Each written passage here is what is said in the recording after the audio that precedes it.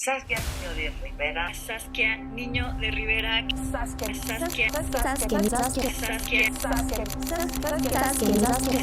Saskia Niño de Rivera, activista, fundadora de Reinserte y del podcast de Penitencia. De toda esa trayectoria tan intensa y vivida en un tiempo tan corto, ¿hay alguna de esas que digas, esta es una satisfacción muy especial en mi vida? Nadie sabe lo importante que es vivir en libertad hasta que tienes que vivir en cautiverio. Porque eso me desató a poder ser, y cuando eres, haces proyectos que van a ser exitosos y que les va a ir bien. Fue la primera vez, porque escuchas del Teletón y escuchas, ¿no? En la tele escuchas, pero no es hasta que te metes a un CRIT y ves el paraíso que han construido que dices, este proyecto es increíble.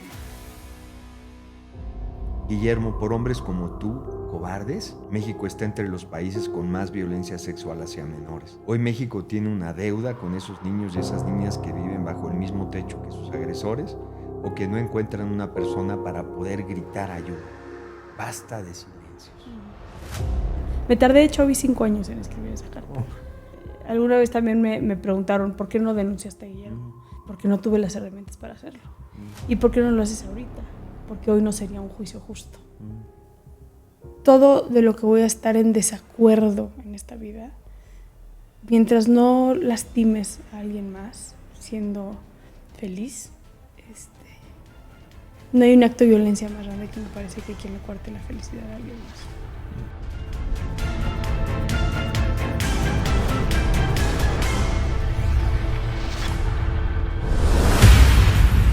¿Cómo estás? Siempre me da muchísimo gusto verte. No, pero el Siempre. gusto es para mí. Te tengo un respeto y una admiración y un cariño bien especial, que lo sepas. Igual yo a ti. El otro día, ahorita que lo dices, el otro día estábamos platicando, no me acuerdo dónde nos vimos, y me dijiste que nos habíamos conocido. Es que estoy viejito, ya me da Alzheimer. Ay. ¿Cómo nos conocimos, Saskia? Hace años. A ver, recuérdame, porfa, Nos conocimos cuando yo estudiaba en el ITAM. Okay. Obviamente tú no te acuerdas de mí, yo tenía 20 años. Tenía 21 años y fui con José Rodrigo y Salvador Cacho a un Teletón. Y fue muy, muy duro para mí porque yo tengo un defecto muy grande que es cuando algo me da muchísima... Si me agarra en curva con muchísima tristeza, mi reacción es reír. Pero después de la risa viene un llanto brutal. Pero es como un mecanismo de defensa, no lo puedo evitar. Y llevaba yo ya como muy conmovida del tour que nos estabas dando, del Teletón y de las diferentes acciones que hacen. O sea, bien llegar a un CRIT. Llegamos a un CRIT, exactamente. Exacto. Llegamos a un CRIT y nos estaba explicando todo el modelo del Teletón y estábamos caminando por el CRIT, estábamos viendo los espacios del CRIT y estaba viendo todo el cariño que los niños, las niñas te tienen, las terapeutas, los acompañantes. Fue la primera vez, porque escuchas del Teletón y escuchas, ¿no? En la tele escuchas, pero no es hasta que te metes a un CRIT y ves el paraíso que han construido que dices, este proyecto es increíble, ¿no? Y al último me llevaste a la alberca y un niño con mucha euforia, te saludó con muchísima emoción. Y el niño no tenía ni pies, ni piernas, ni brazos. Y estaba nadando. Y para mí fue como... Porque aparte pues, habíamos hecho un testimonio de una mujer que cargaba a su hijo durante horas para llegar al CRIT. O sea, sí, fue como una cosa muy emotiva. Y me ganó me ganó esto que me pasa, ¿no? Y fue muy duro, pero desde ahí fue como el respeto y la admiración y el cariño. Te agradezco mucho tus palabras y yo creo que es esa sensibilidad que tienes lo que te ha hecho llegar tan lejos, caray. Porque no sé si estás de acuerdo conmigo, o sea, es que a veces el dolor se ha vuelto tan constante y nos lo presentan de tantas maneras, a veces tan superficial, que de repente para la gente es invisible. Sí. Y cree que estás viendo un noticiero y te acaban de enseñar que acaban de matar a no sé cuántos niños en una zona y te ponen el comercial y la gente cree que el dolor se va a comerciales, ¿no? Como que ya no hemos normalizado la violencia en este país. El otro día no sé con quién lo hablaba, Chovy, que yo le decía, yo me acuerdo, tú te vas a acordar muy bien, cuando hace no muchos años era la noticia un colgado, era la noticia una cabeza encontrada en X lugar. Se hizo toda una coordinación entre los medios de comunicación en dejar de contar estas noticias, porque era la manera en que el narco se comunicaba entre sí. Hoy un colgado y una cabeza ya no son noticia. Ya no es noticia. Y no porque no existan o porque los medios ya no lo cuenten, porque ya no es noticia, porque hay cosas brutales y mucho peores de lo que vimos. Y eso fue hace 15 años. No mucho. No hace mucho. Sí, ayer estaba viendo una nota de un tipo que le había cortado la cabeza a otro, que lo metió en una maleta y que salió caminando con la cabeza dentro de la mano. Ya nada nos sorprende, desafortunadamente. Pero a ver, ahorita entramos a ese tema, ¿sabes? Que a mí me impresiona lo joven que eres y cuántas cosas has logrado en tu vida. A ver, déjame para la gente, ya la gente te conoce, pero por si hubiera algún despistado por ahí. Tienes en primer lugar 2 hijos, que eso parece fácil, pero yo que también soy papá y tengo 3, es un trabajo. Es un trabajar que a veces es más difícil que la propia chamba, ¿no? Sí.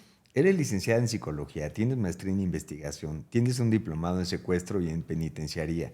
Has visitado más de 50 cárceles, eres colaborador en MBS y en El Universal. Has escrito, aquí están, 5 libros. 5 libros. Y creo que viene uno en camino, además, ¿no? Sí, ya ahorita en noviembre sale. Qué bárbaro. Este libro que estoy haciendo. Un libro que le escribí a mis hijos. Me tiene muy entusiasmada este libro, la verdad. Todos me han generado mucha emoción, pero ese libro particularmente me tiene muy emocionada. Ya lo quiero leer, sí, ya me lo imagino. Fundaste Reinserta, tienes tu podcast que es verdaderamente, yo creo que el podcast más popular que existe en el país, ¿no? Si te preguntara a bote pronto, así, de toda esa trayectoria tan intensa y vivida en un tiempo tan corto, ¿hay alguna de esas que digas, esta es una satisfacción muy especial en mi vida? Tengo muchas. La primera que te venga a la mente, así que digas, pum, esto fue muy importante en mi vida. Mi esposa. Nadie sabe, Chovy, lo importante que es ser hasta que tienes que no ser. Nadie sabe lo importante que es vivir en libertad hasta que tienes que vivir en cautiverio. Y para mí, mi esposa y cerrar esa etapa de mi vida y formar una familia que es una apuesta que tengo para el resto de mi vida, fue un momento de sentirme muy orgullosa porque eso me desató a poder ser, y cuando haces proyectos que van a ser exitosos y que les va a ir bien porque los haces libremente, siento, ¿no? Sin tantos obstáculos, y eso fue. Pues esa decisión para ti fue como romper una cadena, de un pasado con otras características y de repente abrir una puerta a un amor distinto que te llenó y que te dio fuerza, oxígeno y energía para construir más sueños. Me vas a entender perfecto porque eres papá. Y tú y yo sabemos muy bien que el amor de papá y de mamá solamente se conoce cuando eres mamá y papá. ¿Estás de acuerdo? Es un amor que no se puede describir. Sí, o sea, cuando tienes un amigo que no es papá o es mamá, por más que les digas y se los trates de describir, no hay manera. Yo cuando decido ser, que es cuando decido salir del closet, fue gracias a mi hija. Y claro, esto no es una responsabilidad que le pongo a mi hija, ni muchísimo menos. Pero cuando entendí la profundidad del amor que le tengo a mi hija, la que me hizo mamá, ahora ya tengo a Piero, pero en ese momento Pía, entendí la importancia de ser la versión más auténtica de ti misma para amar libremente y para enseñarle a tus hijos la importancia de la autenticidad y del amor libre. A ver si te estoy entendiendo. O sea, tu amor por tu hija llegó a ser tan grande que descubriste que tú tenías una capacidad más grande de amar de la que habías desarrollado hasta ese momento. No, era la importancia de ser congruente con tus valores y tus principios.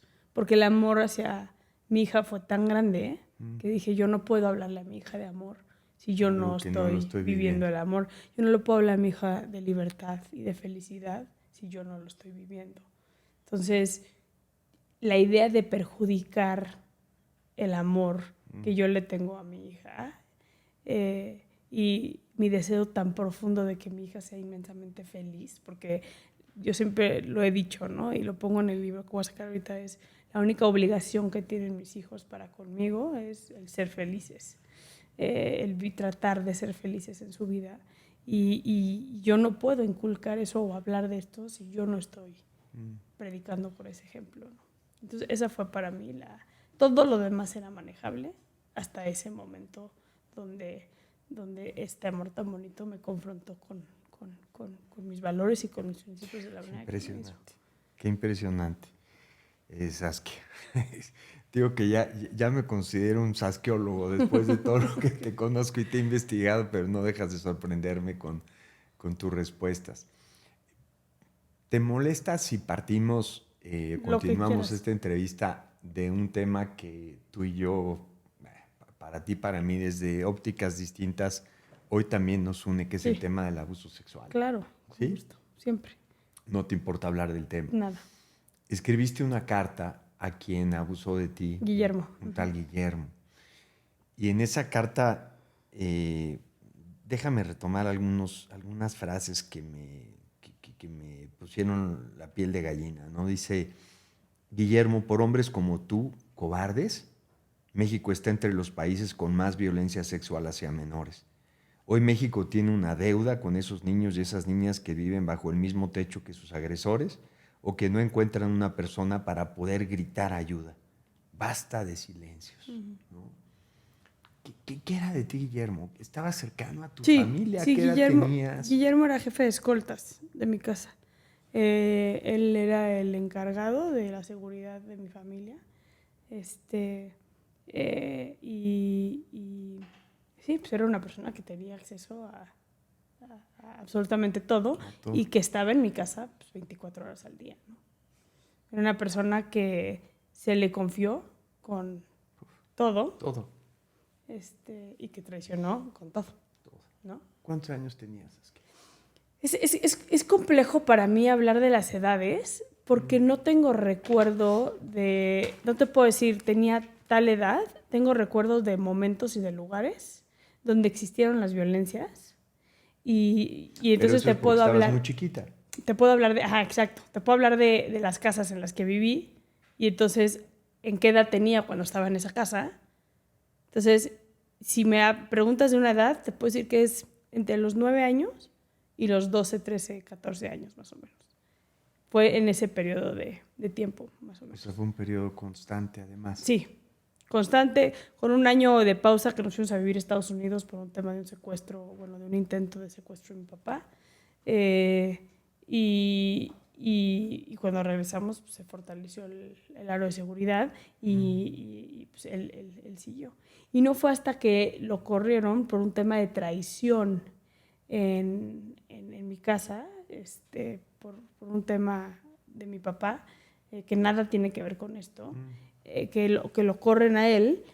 Yo nunca digo nada, nunca abrí la boca, nunca dije absolutamente nada. ¿Cuánto te tardaste en hablar del tema? Ahí te va. Fue raro porque la violencia física fue en la infancia.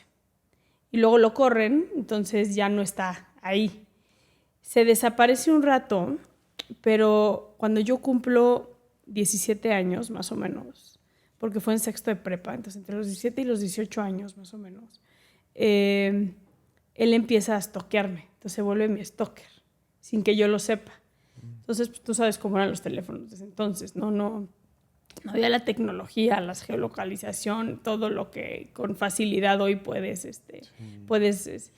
Entonces, yo empecé a recibir mensajes de texto respecto a mi vida, llenos de celos.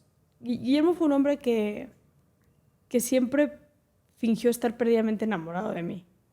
Tenía unos 45 años y yo 9 años.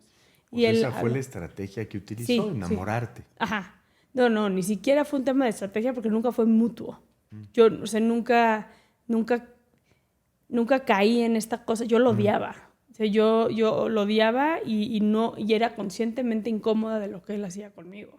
Pero él se justificaba a él mismo, que es chistoso porque hoy que he trabajado con agresores y todos los pedófilos que he entrevistado, pues he visto estas, de pronto, estrategias. Quien lo hacía mucho también es Sucar Kuri, por ejemplo, ¿no? Donde en sus cabezas se justifican con un enamoramiento. Guillermo llegó una vez a llevarme a su casa, un domingo, para presentarme con su familia como su novia.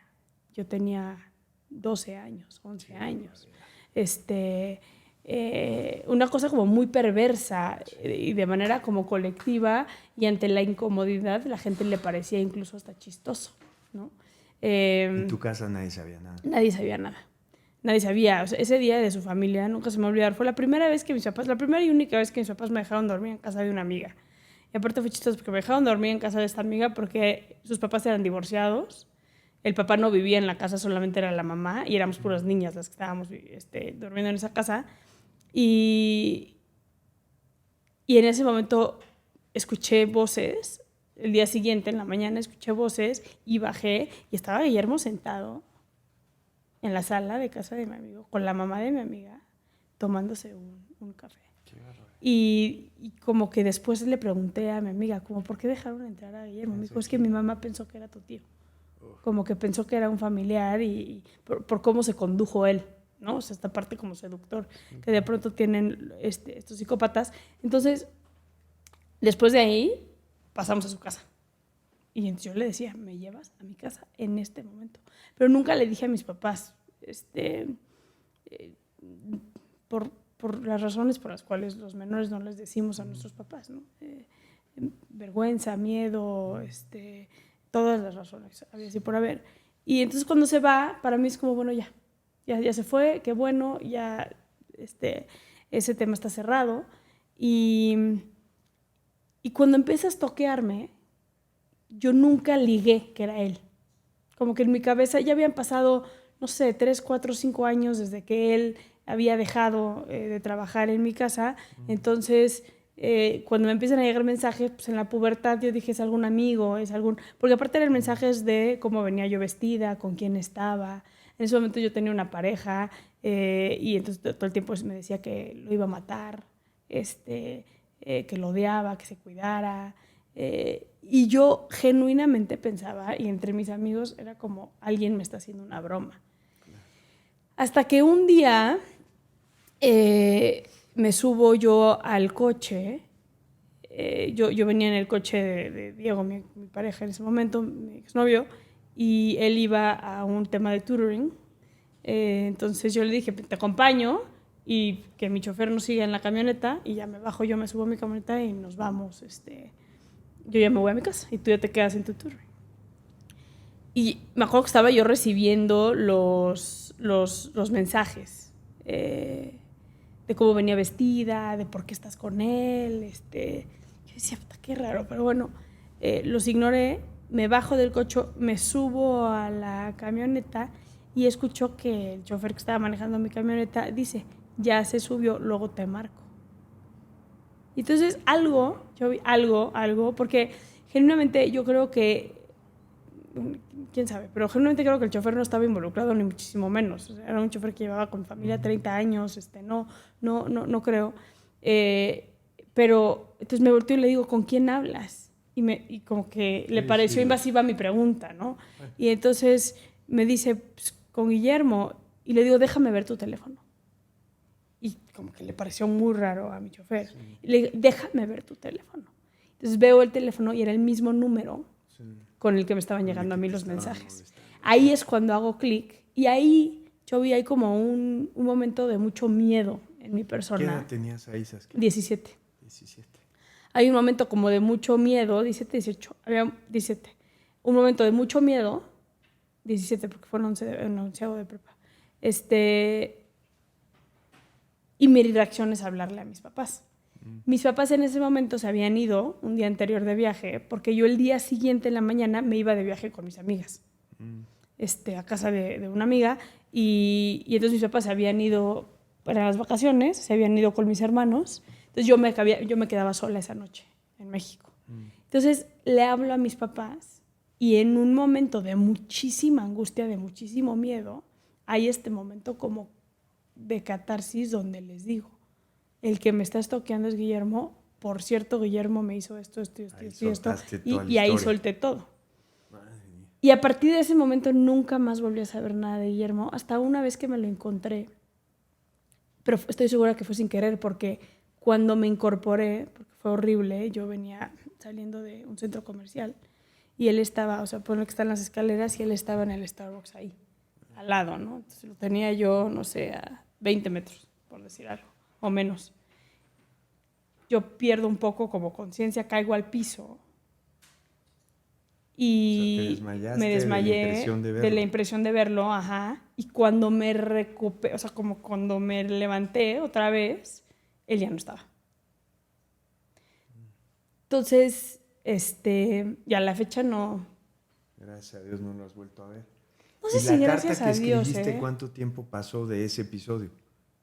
O sea, cuando lo hiciste público ya tu carta. 10 años después. 10 años después. 15 años después. Sí, fue cuando. Sí, como unos 15 años después. ¿Fue en qué año? Como en el 2023 creo que la hice pública. Me tardé, de hecho, 5 años en escribir esa carta. ¿Por qué en esa carta hay una parte, no sé si la estoy interpretando bien, Saskia, que dice, sin rencor alguno? Perdón, pero ¿qué sientes? Mira, he trabajado con muchos pederastas. Ya hoy me dedico, tú bien lo sabes, a trabajar con agresores. De muchas índoles. Tengo mi último libro, No nos dejes caer en tentaciones, un libro de violencia sexual infantil. Sí, nada más que era hacia ti. Sí, no pero, hacia alguien más. Pero hay que ser coherentes en la vida. ¿Me explico? Yo no me atrevería a decir, me siento con agresores con tal que no sea el mío. ¿No? Alguna vez también me preguntaron, ¿por qué no denunciaste a Guillermo? Porque no tuve las herramientas para hacerlo. ¿Y por qué no lo haces ahorita? Porque hoy no sería un juicio justo. Y sí, pero mucha gente, pero eres tú, ¿no? Igual y por tu fama y por quién eres, pues se haría justicia. Eso para mí no es justicia. Yo creo en el debido proceso y siempre voy a fomentar el debido proceso, y no porque sea algo que me beneficie a mí, lo voy a aprovechar, ¿no? Entonces, ¿por qué eres tan honesta contigo misma? No. Te lo digo en serio. Pues hay que ser así, ¿no? O sea, para mí no hay... Yo sé, pero es que no tienes dobleces. O sea, lo que ves es lo que hay. Es que sería muy... Y no hay dos Saskias, hay una. Sería en muy... Todo. En todo. O sea, tú me conoces. En todo. Esta soy, ¿no? Y disfruto mucho ser esta persona tan transparente y no tener una personalidad para unas cosas y para otras cosas, ¿no? Pero creo que hay que ser como muy coherentes, y yo no me atrevería a escribir los libros que escribo, o a tener la fundación que tengo, o a tener el podcast que tengo, si no fuera yo 100% congruente. Entonces, genuinamente no le guardo rencor a Guillermo. He aprendido mucho sobre la pedofilia, y he visto la enfermedad que es. No la justifico bajo ninguna circunstancia, porque hay conciencia para actuar. Sí hay conciencia para actuar, eso hay que decirlo. Y hoy estoy abocada a que trabajemos a la prevención de la violencia sexual. También desde el lado de los agresores. O sea, me impresiona tu respuesta, porque habla de alguien que honestamente ha evolucionado mucho y que ha pasado del dolor a la venganza, me imagino, a la ira, a simplemente no justificarlo, pero no sentir un odio hacia esa persona, ¿no? ¿Estoy en lo correcto? Sí, venganza nunca. Justicia sí. Venganza no. Justicia. Has ido a más de 140 cárceles, has entrevistado pederastas, secuestradores, asesinos, bueno, todo, sí. Todo, ¿no? Y ahorita dices algo, ¿no? Comentas algo que es, hay conductas, hay conciencia de conducta. Yo cuando entré hace 3 años al tema del abuso y de la trata sexual, todavía no le encuentro el adjetivo o sea, me parece atroz, me parece perverso, me parece inhumano, me parece enfermo, me parece... Tú que has contactado con tantos seres humanos que han objetivamente hecho tanto daño, ¿sabes que hay algún factor común en todos ellos? O de plano cada uno tiene una historia diferente, pero si trataras de encontrar un factor común de la causa que hace que ellos generen estos daños objetivos tan evidentes, ¿hay algo que tú hayas encontrado? Mira, en unos meses te voy a poder contestar, porque estamos justamente ahorita en Reinserta haciendo un estudio a nivel nacional con el Instituto Psiquiátrico, donde estamos ya encuestamos como a 200 a nivel nacional y vamos nos faltan 5 estados. Entonces estamos trabajando justo con agresores sexuales infantiles para entender quiénes son y por qué hacen lo que hacen. Ahora, desde una hipótesis, esto es una hipótesis lo que te voy a contestar porque, insisto, teniendo ese estudio, no quiero que mañana digan, pero es que en el podcast de Chovy dijo X cosa. Pero así, de lo que yo he trabajado con ellos sin una metodología de investigación, yo te diría que en México, si tuviera que hacer un porcentaje, te diría 70-30. 30, un tema psicológico, o sea, así están programados, ¿no? Así nacieron. Así nacieron, o sí. sea, no una fractura que se generó en la vida, sino de origen. No, así nacieron, un 30%, que es una perversión, al final del día pues es una perversión, el sentirte atraído hacia una persona de una edad menor a la edad legal. Y la otra te diría que es un tema social, que sí tiene que ver con cómo se estructura el cerebro de esa persona para que hagan lo que hagan. Y eso puede ser desde que fueron víctimas de violencia sexual, que ojo, es un error decir víctima de violencia sexual es igual a agresor sexual, ¿no? Pero sí hay, desafortunadamente el cerebro en la infancia, en la primera infancia, o sea, entre los 0 y los 6 años principalmente, pues está en un punto donde pues, los cables se siguen conectando, ¿no? Por decirlo de alguna manera y no entrar en un tema de neurociencia, pero los cables se siguen conectando. Y cuando una persona pues vive cierta violencia en la sexualidad, pues hay un cortocircuito en cómo se relaciona la sexualidad en el cerebro. Eso pasa, y pasa muchísimo, ¿no? Que especialmente con quienes han vivido. Entonces, ahí podemos hablar de temas de cómo, por ejemplo, el agresor se siente erotizado por un menor de edad, porque sus cables se le conectaron de esa manera cuando él era chico, se le enseñó sobre la dominancia y la inocencia conectado a la sexualidad, ¿no? Nos podemos ir a esos perfiles o nos podemos ir también a los perfiles que tienen que ver con la normalización de la violencia y un tema de carrera criminal, que eso pasa mucho en la trata, por ejemplo.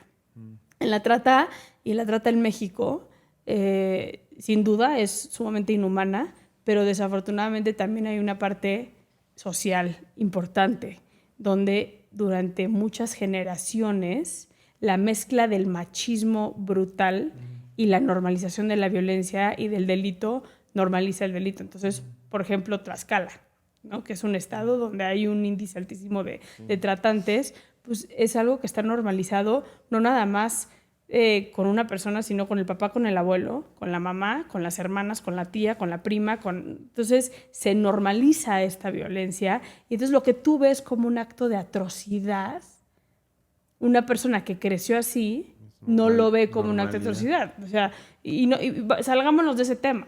Yo soy una mujer atea que creció en un ambiente ateo, por ejemplo. A mí igual, y una persona con creencias religiosas extremas puede ser para mí como cortocircuito. No lo puedo entender. Para mí hace más daño que bien. Por poner un ejemplo, ¿no?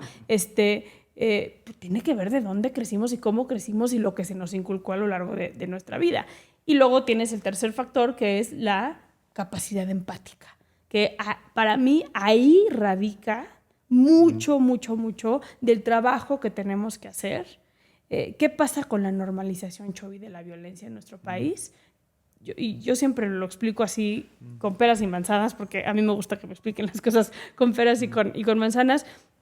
Tú naces, imagínense que nacemos y ahí estamos en ese cunero, están las cunitas, ¿no? Todas bien formaditas, y ahí están todos los bebés con una tarjetita que dice tu nombre, cuánto pesaste, quiénes son tus papás, y si eres niña y niño, ¿no? Y ahí están todos los bebés.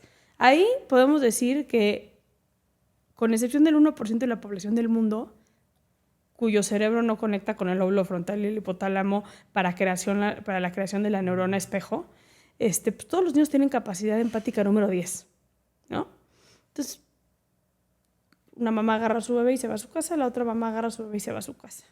En una casa hay, en la misma colonia, hay violencia intrafamiliar, hay un papá adicto, alcohólico, hay un refri vacío, hay ausencia de buenas calificaciones o de capacidad de ir a la escuela por las mismas consecuencias del entorno en el que vive. La primera vez que ese niño ve que le pegan a su mamá, se va a angustiar, ¿no? Va a ver a su mamá tirada en el piso, golpeada, va a sentir una angustia terrible. La mamá se va a levantar y el día siguiente pues, va a hacer de desayunar y va a servirle a su esposo, quien la golpeó el día anterior, de desayunar como se espera de ella, ¿no? Entonces, la tercera, cuarta vez que esos golpes, ¿qué va a pasar? Pues me voy a encerrar en mi cuarto, le voy a subir a la música para no escuchar los gritos de mi mamá, me voy a salir de mi casa para no tener que ver esta dinámica. En la casa de al lado, mismo, ¿no? El bebé que nació en el cunero de al lado, misma colonia, mismas oportunidades, todo, no hay violencia intrafamiliar, va a la escuela, hay una mamá, un papá, o un papá, dos papás, como les quieras poner, que te dan tu beso de buenas noches, que te acompañan en la tarea, que te expresan con amor, con cariño, con empatía. Ahora, un día esos dos niños salen de la casa y hay un señor golpeando brutalmente a un perro. ¿Cómo va a actuar cada uno de esos niños? ¿No? Uno va a entrar corriendo a su casa y va a decir, te están matando a un perro allá afuera, y el otro se va a dar la vuelta y se va a seguir caminando. Eso es lo que pasa con los niveles de empatía con personas que se dedican a delinquir en este país, que es, entre más normalizo la violencia, menos capacidad empática tengo, y entre menos capacidad empática tengo, más capacidades de ejercer violencia tengo.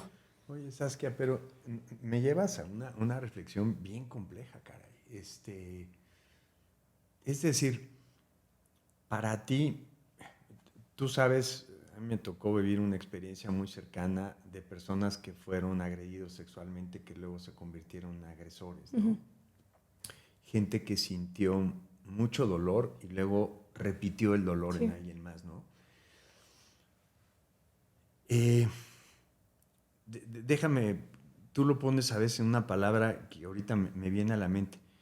O sea, todas las heridas de desamor, de abandono, de falta de apapacho, de abrazo, de un buen ejemplo, al final se convierten en las cicatrices que son el trampolín para generar este tipo de acciones en la vida. O sea, porque son tantos casos tan complejos y tan distintos que nos damos cuenta que al final efectivamente cosechamos lo que sembraron en nuestras vidas cuando éramos niños. Yo lo veo en tus entrevistas. No hay una fórmula, porque mucha gente luego me dice, no es excusa. Es que nadie está hablando de una excusa. No hay una fórmula. Pero tampoco hay una explicación. O sea, a ver, si hay una explicación, no hay una fórmula. ¿En qué sentido decir?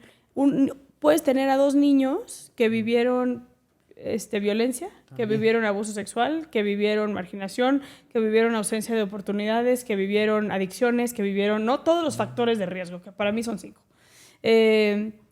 Y uno sale adelante y el otro no. De acuerdo. ¿Cuál es la diferencia entre uno y otro? Puede ser abismal. Puede ser que uno, literalmente, Chovy, uno tuvo un maestro que lo sacó adelante, que le hizo creer en él mismo, que le generó en el salón de clases un espacio seguro, claro. O una abuelita, o una vecina, o un tío, o puede ser que uno tiene una personalidad, claro. Pero para vamos afrontar a decir, distinta. En el caso del maestro, la abuelita o quien sea, fue alguien que le regaló un espacio amoroso en su vida y que lo hizo poder comparar lo que había vivido con otra forma de ver y de actuar, y quizás ese oxígeno amoroso fue el que lo hizo reaccionar totalmente diferente. Justo. Entonces, eso es bien importante. Nosotros en Reinserta hicimos un estudio. Eso te iba a decir. Todo esto te llevó a querer Reinserta, ¿no? Sí. Nosotros hicimos un estudio en Reinserta. Cuéntanos un poco de tus logros y de Reinserta, porque no te quedaste con los brazos cruzados viendo el dolor, analizándolo y clasificándolo, sino que te pusiste a chambear y creaste una gran fundación. Déjame, nada más termino de este estudio y yo te voy a platicar de Reinserta, que me parece que es una organización maravillosa, no porque la cofundé, sino porque genuinamente estamos haciendo cosas bien padres. Un estudio que hicimos en Reinserta, donde trabajamos con alrededor de 12,000 personas que están privadas de la libertad, determinó que de 0 a 6 años, 9 de cada 10 personas privadas de la libertad tuvieron contacto con algún tipo de violencia antes de los 6 años. ¿Otra vez? 9 de cada 10 personas que están privadas de la libertad en México. 9 de cada 10. 10 tuvieron contacto con algún tipo de violencia antes de los 6 años. No puede ser. Llámale algún tipo de violencia. Llámale porque en su casa su papá vendía droga, o porque su papá le pegaba a su mamá, o porque ellos vivieron violencia física o sexual, o porque en su colonia, o porque en la escuela. O sea, antes de los 6 años. Entonces, no estoy diciendo que hay una fórmula para la delincuencia, no la hay. Obviamente que entre más factores de riesgo cumplas en una sola persona, pues más altas posibilidades hay de que esa persona pueda tener tú no lo dices, pero antisociales. yo sí lo digo, sabes que está clarísimo. Sí. Es una falta de amor brutal. Sí se reduce a las redes de apoyo. 9 de cada 10. Se reduce a las redes de ¿Antes de los 6 apoyo. años? Sí. Digo, igual tú estás esperando tus estudios científicos, pero es es difícil criminalizar la infancia. Entonces, yo sé, pero son de esas cosas que se tienen que decir, ¿no? Pero la falta de amor es una responsabilidad del papá, del la mamá, adulto, de los tíos, del abuelo, o sea, es sí, de la comunidad, de la sociedad, del propio Estado. O sea, sí, la falta de amor raras veces se menciona como la causa de los conflictos que hay en nuestro país, porque suena muy romántico, porque suena muy poético, pero ¿cómo demonios un niño puede ser amoroso en la vida con los demás si no recibió amor y recibió violencia? O sea, 9 de cada 10 antes de los 6 años de vida. Sí. Pues tampoco puede haber un salto cuántico ahí y de repente reinventarse. Sí. Si de chiquitos tenemos esa plasticidad cerebral que yo lo veo con los niños del Teletón, o sea, lo que yo haga en un bebé ya no lo puede hacer un niño de 18 12, 13 años. Pero las marcas que le dejas y las heridas que le dejas a un niño, caramba, si no las curas es muy difícil. Sí. Sin duda. Y eso me preocupa porque tú bien sabes que en México, bueno, UNICEF ha recomendado a nivel internacional a los países que destinen por lo menos el 3.4% de su PIB a las infancias. Y México destina 1.2%. Y el UNICEF habla de por lo menos. ¿No? Sí. Nosotros no estamos ni cerca, ¿no? Estamos en la mitad de lo que por lo menos tendríamos que estar destinando a las infancias. Yo sé que tú también, pero pues, quienes hemos visitado un DIF son peores que reclusorios muchas veces. O sea, a mí me ha tocado ver niños durmiendo sobre cartones adentro de los DIFs, porque no tienen para un colchón, o porque ponerles un colchón pues no lo merecen, ¿no? Como son niños que sacamos de entornos violentos, que rescatamos de redes de trata, que son víctimas y que las tratamos como agresores. Es un DIF que debería ser una pieza central, digamos, de la protección de los niños. Hoy es una institución muy abandonada, sin presupuesto, en donde a veces la esposa de un gobernador lo hace bien, pero las otras lo hacen fatal. Pero tú explícame, Chovi, cómo la esposa de... O sea, perdón, ¿cómo la esposa de un gobernador, solo por ser la esposa de un gobernador, va a ser la encargada de las infancias de un estado? Como si fuera un tema de ¿qué? ¿No? Así como de, a ver, entretente, compañera, mientras yo gobierno el estado. Oye, merecemos tener mujeres que encabecen DIFs. A la cabeza de eso, claro. Que tengan la vocación y que tengan el conocimiento para sacar adelante a las infancias que hoy estamos recibiendo en los DIFs. Porque las infancias que hoy estamos recibiendo en los DIFs son infancias sumamente traumatizadas. Y si no trabajamos el trauma, que eso es justamente lo que hacemos en Reinserta. Reinserta... Porque yo tuve el gusto de visitar la instalación, me pareció maravillosa, tienes un modelo increíble. Cuéntame, ¿cuáles serían los logros? ¿Qué es Reinserta y cuáles serían los logros más importantes? Mira, Reinserta es una organización que trabaja con niñas, niños y adolescentes en contacto con la violencia extrema en el país. No solamente violencia sexual. No, violencia en general. Tenemos ahorita... Primordialmente, en nuestra área de sobrevivientes tenemos abuso sexual, pero también tenemos niños víctimas de feminicidio, que les mataron a sus mamás enfrente, y trata, ¿no? Y trata puede ser sexual, puede ser laboral, puede ser de otros. Pero tenemos una clínica padrísima, tú la conociste, donde atendemos a infancias en situación de violencia con un modelo basado en trauma. Entonces tenemos consultorios de salud mental donde acompañamos emocionalmente a estas infancias justo para sanar el trauma, porque hay que entender muy bien lo que genera a mediano y a largo plazo posibles conductas antisociales, depresión, suicidios, o otras enfermedades mentales, no tiene que ver la acción, ¿no? Uno puede sobrevivir. Yo soy sobreviviente de violencia sexual, no soy una mujer traumada. ¿Por qué? Porque tuve las herramientas en mi casa para trabajar ese trauma. ¿Tú viviste un proceso personal de rehabilitación? Personal y acompañado de personas que me quieren, ¿no? ¿Y ese proceso termina en un momento y puedes decir, me dieron de alta o es para toda la vida? Pues yo creo que depende de la violencia que viva cada quien y la personalidad la capacidad de resiliencia que tenga cada quien también para darle la vuelta. ¿Los chavitos de Reinserta están ahí toda su vida? No. ¿O hay un momento en el que dices, ya logramos los objetivos? Sí, tenemos... O sea, damos de alta. El programa basado en trauma tiene una caducidad. Si bien no ya cumpliste con las sesiones, ya te tienes que ir. Se trabaja en un caso por caso, pero aproximadamente un año. Y depende también el juicio, porque también llevamos toda la parte legal. Entonces también acompañamos pues, en juicios a quienes quieren denunciar. La diferencia de Reinserta con otras organizaciones es que Reinserta atiende casos sin que haya denuncia. Hay otras organizaciones que te exigen la denuncia y nosotros creemos en el acompañamiento psicológico para acercar a la sobreviviente o al sobreviviente a una posible denuncia. También trabajamos con los agresores cuando son menores de edad. Entonces, a ver, cuéntame eso. O sea, tenemos casos, por ejemplo, donde llega una mamá y nos dice, mi hijo abusó sexualmente de mi hija. Pero yo no voy a meter a la cárcel a mi hijo. Entonces, mi hijo tiene 16 y mi hija tiene 6. También requiere atención. Por supuesto. Requiere que alguien lo cuide, que lo rehabilite, que lo saque adelante. Por ejemplo, ese caso, Chovy, te lo voy a contar. O sea, un niño no puede ser un niño malo. Tiene que tener una causa de fondo que lo ha enchuecado, si tú quieres. Pero ese niño, más que nada, necesita rehabilitación y amor y acompañamiento, más que castigo. Te voy a contar este caso. Fue un caso que nos llevó de una mamá con su hijo y su hija, y su hijo había violentado a su hija.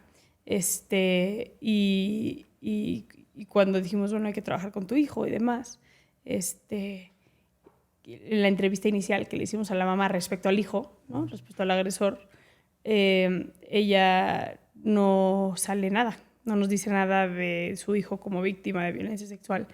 Y cuando le hacemos todos los estudios al niño, pues él fue víctima de violencia sexual en la infancia por parte del papá de esta señora, del abuelo. Y entonces cuando le dijimos a la mamá, oye, tu hijo también, su respuesta fue sí, pero eso pasó hace mucho tiempo, eso ya lo superamos. Y fue como, ya ves que no. Justo no, o sea, ¿no? Ya viste que no está tan superado, ¿no? Entonces, en la fundación trabajamos este tipo de casos. Somos una fundación y Mercedes y yo pues llevamos trabajando en prisiones durante muchísimos años, entonces tenemos un conocimiento particular por agresores, entonces tenemos ese factor. También trabajamos, Chovy, con niños en prisión. Esa es otra de las gamas que trabajamos. Infancias en prisión, que también son infancias en situación de violencia. De hecho, cuando me preguntabas de los logros, uno de los logros que tenemos, que hicimos la primera ley en México que regula la maternidad en prisión. Y la gente luego nos cuestiona en cómo se hizo esa ley y bajo qué hicimos esa ley. ¿Qué cambió esa ley en el país? No, la reguló. No existía. Okay, no existía. No existía. O sea, bien vacío. La maternidad en prisión no estaba atendida. Lo más que se atendía era desde el derecho de la mujer a ser madre, pero no desde el niño y los derechos del niño o de la niña. Entonces lo que hicimos fue, en la Ley Nacional de Ejecución Penal, el artículo 36 justamente habla de la maternidad en prisión y regula el derecho a los niños y a las niñas de estar con sus mamás, no de las mamás de tener a sus hijos en prisión. Ese es un derecho que ya en el movimiento feminista ya está avanzado. Las mujeres tenemos derecho a la reproducción y tenemos derecho a la decisión de la reproducción, pero quien habla de los derechos de los niños, por ejemplo, de la primera infancia al apego, cuando son recién nacidos, por ejemplo, ¿no? Entonces, eso es lo que hicimos con esa ley. Regulamos la edad en la cual los niños pueden estar en prisión con sus mamás, pero fue bien interesante porque hay una ausencia a nivel internacional brutal de maternar en prisión. Como que no hay mucha investigación, no tenemos muchos números, cada país lo hace como diferente, etc. Y entonces lo que hicimos fue basarnos en países de guerra y el trauma en estados permanentes o de mediano y largo plazo de estrés en el cerebro. Y entonces comparamos a un niño que pues, al vivir en un reclusorio y todo lo que pasa en un reclusorio, pues está su cerebro en un estado de alerta constante. Y eso genera una sustancia y genera cierto estrés en el cerebro que hace que se genere el trauma. Lo que decíamos ahorita, el trauma no necesariamente es la acción de lo que vivió una persona en un preciso momento, sino la ausencia del trabajo y también la constancia. Es un niño que vive en un penal con autogobierno. Nació ahí y lleva toda su vida ahí. Y es un penal con autogobierno donde a cada rato hay motines, donde a cada rato hay riñas, etcétera. Pues es un niño que está en constante estrés. Por eso trabajamos también con infancias. ¿Te acuerdas de esa película de La vida es bella? Sí. ¿Has visto que el amor de una madre allá adentro pueda llegar a ser tan grande que envuelva, que acolchone, que alfombre la vida para sus hijos y que sus hijos tengan una cierta salud mental y un futuro? Lo veo todo el tiempo. Sí lo ves. Lo veo todo el tiempo. Tú no sabes... Pues así es. El amor de una madre es capaz de... No manches. Y lo he visto decir, sí estoy en una cárcel, pero tú no vas a vivir en una cárcel. No nada más si estoy en una cárcel. Yo hice cosas horribles y eso no me define como mamá también. O sea, eso... Yo he visto mamás muy buenas en prisión. También he visto mamás muy malas. Pero en su gran mayoría te puedo decir que he visto mamás maravillosas. Una de las mamás más maravillosas que he visto, suena irónico lo que te voy a decir, pero fue una de las sicarias más importantes del Chapo Guzmán, por ejemplo. A ver, platícanos un poquito de eso.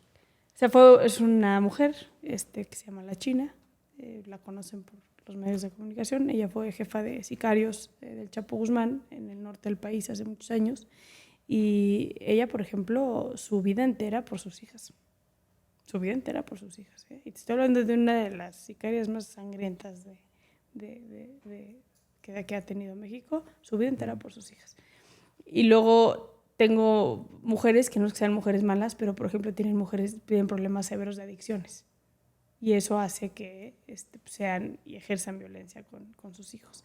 La maternidad en prisión es una cosa brutal, es una cosa comunitaria. He visto actos de amor brutales. He visto actos de amor tan fuertes. Tú imagínate lo que es para una mamá en prisión separarse de sus hijos. No. El decir, tú te vas, yo me quedo. El despedirte de tu hijo, de tu hija y saber que no vas a ver a tu hijo crecer. Y he visto mamás que hacen eso porque reconocen que la cárcel quizá no es el mejor espacio para sus hijos y para sus hijas. Tuve una mamá que no tenía con quién mandar a su hija, estaba en situación de abandono ella, y creció a su hija en una celda en el Estado de México. Y le daba tanto miedo que su hija viviera en la cárcel que nunca la dejó salir de la celda. Entonces, y adentro de la celda ella creó un paraíso de juego para su hija. Yo cuando escucho tus entrevistas, además de veras invito a la gente a que, si alguien no ha escuchado el podcast de Saskia, yo no sé si la palabra sea humanizar a estas personas que muchas veces todo el mundo le queremos poner los peores adjetivos, pero nos ayudas a entender de qué estamos hechos los seres humanos, Saskia.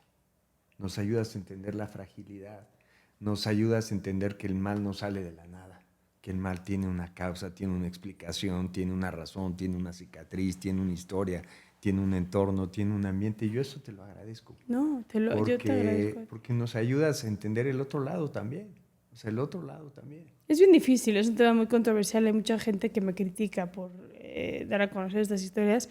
Yo te agradezco que me lo digas porque yo estoy convencida que si no, Chovi, si no entendemos qué hay detrás de las acciones que pasan en nuestro país, estamos destinados a repetirlas. Claro. Destinados. Ahorita, en lo que grabamos este capítulo, no sé cuándo vaya a salir, pero hace unos días hubo este caso terrible de estas 3 niñas asesinadas, ¿no? Las de Sonora. Las de Sonora, exactamente. Melanie, Carla y...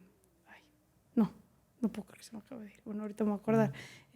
Perdón, mi memoria con esto posparto no es la mejor, pero esta imagen de las niñas abrazadas y ultimadas en la 100.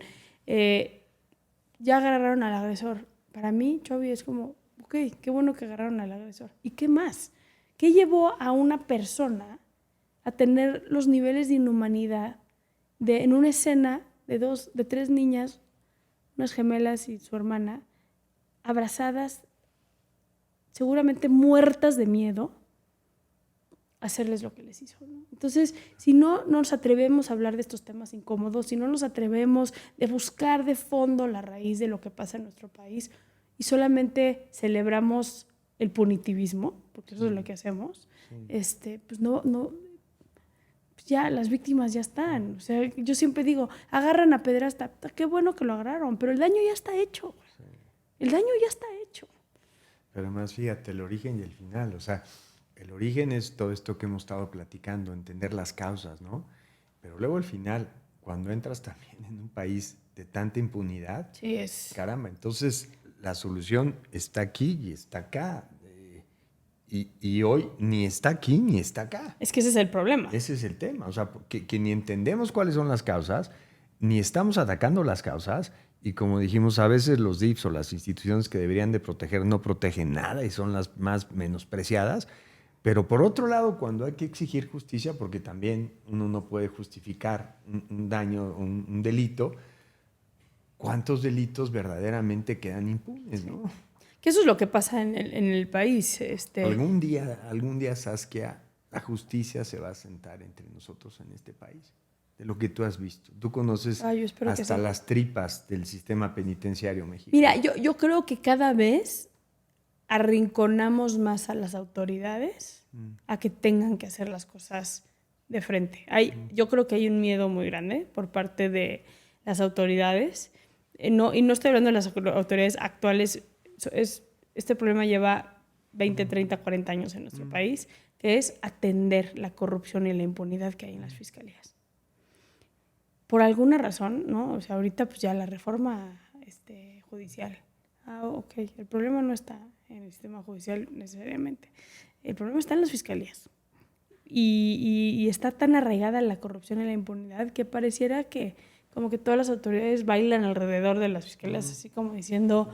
No me atrevo a tocar aquí porque en el momento que toque eso va a ser un panal de abejas brutal, ¿no? Por no decir otros insectos.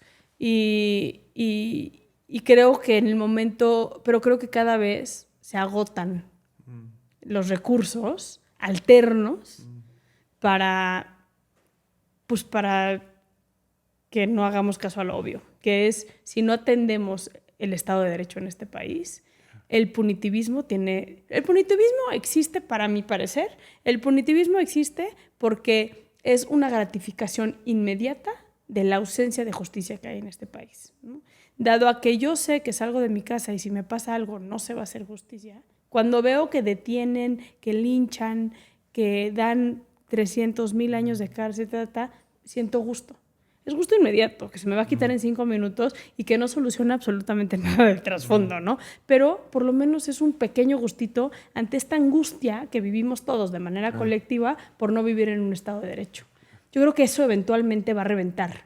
Y cuando reviente, se va a tener que atender el Estado de Derecho de manera concreta, de manera directa, y no va a estar fácil. Pero se tiene que hacer, no hay de otra. Es insostenible. Vive en ti la esperanza de que en ese arrinconamiento que está recibiendo las fiscalías y las autoridades podamos, pues sí, esperar que la justicia cada vez se acerque más a nuestro país. No veo cómo no. No, o sea, chance sí es un tema de esperanza. Me cuesta trabajo pensar que este país siga funcionando y que siga creciendo como queremos que crece y que crezca como los esfuerzos están llevados hacia que crezca desde un lugar económico, desde un lugar cultural, y que no arreglemos el Estado de Derecho. O sea, eventualmente la seguridad y la economía son los dos temas más importantes a nivel nacional, ¿no? Son los temas que cuando votamos por alguien son los temas que nos importan. Todos los demás vienen, no es que no sean importantes, pero son secundarios. Y eventualmente, si no hay Estado de Derecho, la seguridad, ya lo estamos viendo ahorita, va a ir por encima de la economía. Vamos a perder inversionistas. ¿No? Ahorita todo el tema de los aranceles, mira, es simbólico cómo está ligado directamente al tema del fentanilo y del narcotráfico, pero si no lo atendemos, y la seguridad no es la detención, la seguridad es toda la cadena de justicia. Y Harfuch lo dijo hace unas semanas en su mañanera, que dijo, desde la seguridad, desde la Secretaría de Seguridad estamos haciendo lo que nos compete, que son las detenciones. Ahora falta que la Fiscalía y el sistema judicial haga su chamba, ¿no? Entonces, hasta él mismo como que ahí lo puso sobre la mesa, ¿no? Oye, ¿sabes qué? Déjame terminar con una parte personal. Yo, te repito, te admiro mucho, me impresiona mucho tu verticalidad y tu honestidad intelectual y de vida hacia ti misma, hacia tus valores, hacia lo que tú crees. Eres eres de armas tomar, en el mejor sentido de la palabra, valiente, guerrera. Te metes hasta la cocina, en los lugares más complicados, y te metes además con serenidad, con pausa, con oídos, con ganas de escuchar, con ganas de entender, no con ganas de juzgar. Y eso creo que todos te lo tenemos que agradecer mucho. ¿De dónde sacas hoy, o de dónde has sacado siempre cualquiera aventaría la toalla? No dudo que hayas estado hasta amenazada. Uh-huh. Pudiste llevar una vida muy cómoda, o puedes llevar una vida muy cómoda, ¿no? Eres una mujer muy inteligente. ¿De dónde sacas esa fuerza, ese coraje para estar donde estás y para mantenerte donde estás? Porque no es fácil vivir adentro del lodo y mantener la paz y la ecuanimidad, y ser mamá de 2 hijas y tener que criarlas, inculcarles los mejores valores y hablarles de un mundo en el que seguramente no quieres que ellas estén ahí, que lo entiendan, pero que no sean, que no lo sufran, pues.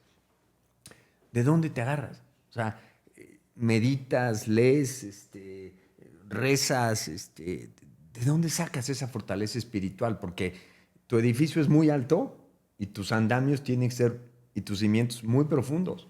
No. ¿Cómo le haces, Saskia? No, yo no lo veo como un tema espiritual. Sí soy una mujer profundamente atea, lo cual me hace creer mucho en la humanidad. Y principalmente, Chovy, va a sonar muy, muy cursi esto, pero hay hasta personas que definen a Dios como amor. Yo creo en el amor y creo en el poder del amor. Y eso es lo que a mí me mantiene al día a día. No el amor de un ser extraño o supremo, si es que eso existe, pero sino desde lo que vemos en lo terrenal. Y vemos todo el tiempo actos de amor brutales, ¿no? Y eso es lo que a mí me da toda la fuerza para salir adelante. O sea, el amor a los demás, la empatía, la admiración hacia los demás, el humanismo que encuentras todavía valga la redundancia, en los seres humanos. El antónimo de la injusticia. El amor. Ahí es donde está. Y por eso hay que luchar por las causas, porque el amor lo vale. Y cuando te levantes en la mañana o te acuestas en la noche, esta es la idea que te hace volver a echarte a andar al día siguiente y decir, vale la pena lo que estoy haciendo. Yo me acuesto al lado de la mujer que más amo en el mundo. Entonces sí, sin duda alguno. Sí. Y también, y seguramente tú lo has de vivir, por toda la gran labor que tú has hecho. Ahora con violencia sexual, pero en su momento con personas con discapacidad. Todo el tiempo te pasan cosas que te hacen llenarte de energía otra vez, ¿no? Sí. Defínelas como Dios, o defínelas como energías supernaturales, o defínelas como lo que tienes enfrente, que es ese niño que yo vi que te celebró muchísimo porque le salvaste la vida, ¿no? Entonces, y yo sé que recibes estos comentarios todo el tiempo, pero me es importante decírtelo. La gente que te critica es gente que no tiene ni idea de lo que haces. De verdad. Yo lo vi en primera persona. Y para mí eso es. O sea, ese niño que con todas las discapacidades que tenía te vio y puta, se le iluminó la cara, ¿sabes? Si eso no te hace que te despiertes de ti todos los días. No, la vida, pues como dices tú, nos manda tanques de oxígeno todo diario. Todo el tiempo. Porque sí, todos hemos tenido esa tentación de decir, ya no más. Ya no puedo más. No, ya no más. Estoy agotado, me siento enfermo. No, siempre hay un tanque de oxígeno normalmente cargado de amor, sí, que hace que uno siga adelante en esto, ¿no? Sí. Dime una cosa para terminar, Saskia, porque hoy tienes a Pia y a Piero, ¿no? Si por alguna razón la vida hoy te avisara que mañana no vas a estar, ¿no? ¿Cuál sería el consejo que les dejarías en el corazón, por escrito a ellos, ¿no? ¿Cuál sería el consejo? Que busquen, que crean en el amor por sobre todo, y que busquen siempre su felicidad. Todo de lo que voy a estar en desacuerdo en esta vida, mientras no lastimes a alguien más siendo feliz, no hay un acto de violencia más grande que me parece que quien le cuarte la felicidad a alguien más. En todos los aspectos. Entonces, por eso lo digo, la única obligación que tienen mis hijos para conmigo es que sean felices, siendo lo que quieran ser. Me da igual. Yo no tengo ningún prejuicio sobre mis hijos, ni quiero que sigan mis pasos o que los de mi esposa o que no, o sea, mi trabajo para con ellos es el tiempo que tengo para estar con ellos, es acompañarlos a que se encuentren y que sean las versiones más auténticas y que predomine el amor y la felicidad en su vida para con ellos y para con los demás. Sí, eso sería, yo creo. Muchas gracias. No, al contrario, a ti por invitarme a este espacio. Y gracias por... El otro día leía un autor, María Alonso Puig, que decía una frase muy bonita que decía, tu vida es tu mensaje. No es lo que decimos, es lo que hacemos. Sí. ¿No? Y yo te lo puedo decir con mucha admiración. Tu vida es tu mensaje. Viniendo de ti significa mucho para mí. Muchas gracias. Yo también, y te admiro y te respeto más todavía. Gracias por invitarme. Al contrario, gracias a ti. Pues te invito a que te suscribas al canal, dale click a la campanita si te gustó esta entrevista. Yo soy Chovy Landeros y esto es Orgullosamente Tercos.